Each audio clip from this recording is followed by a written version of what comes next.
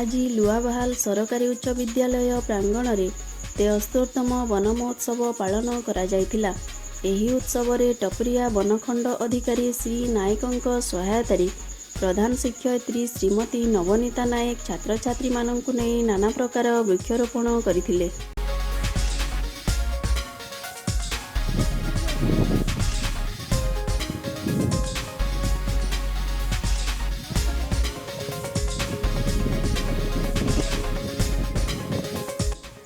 ଏହି ଆନୁକୂଲ୍ୟରେ ଛାତ୍ରଛାତ୍ରୀମାନଙ୍କୁ ନେଇ ବିଭିନ୍ନ ପ୍ରତିଯୋଗିତା କରାଯାଇଥିଲା। କୃତି ଛାତ୍ରଛାତ୍ରୀମାନଙ୍କୁ ପୁରସ୍କୃତ କରାଯାଇଥିଲା। ଏହି କାର୍ଯ୍ୟକ୍ରମକୁ ବିଦ୍ୟାଳୟର ସହଶିକ୍ଷକ ସମିତ କୁମାର ପଟେଲ ଓ ସମୀର ରଞ୍ଜନ ମିଶ୍ର ପରିଚାଳନା କରିଥିଲେ। ବିଦ୍ୟାଳୟର ସହଶିକ୍ଷକ ଶ୍ରୀ ବସନ୍ତ କିଷାନ ଧନ୍ୟବାଦ ଅର୍ପଣ କରିଥିଲେ। ଏହି କାର୍ଯ୍ୟକ୍ରମରେ ବିନୋଦ ବିହାରୀ ପଟେଲ, ପଟୁଆରୀ ମାଝୀ, ମାନବୀ ଜୟପୁରିଆ ଉପସ୍ଥିତ ଥିଲେ।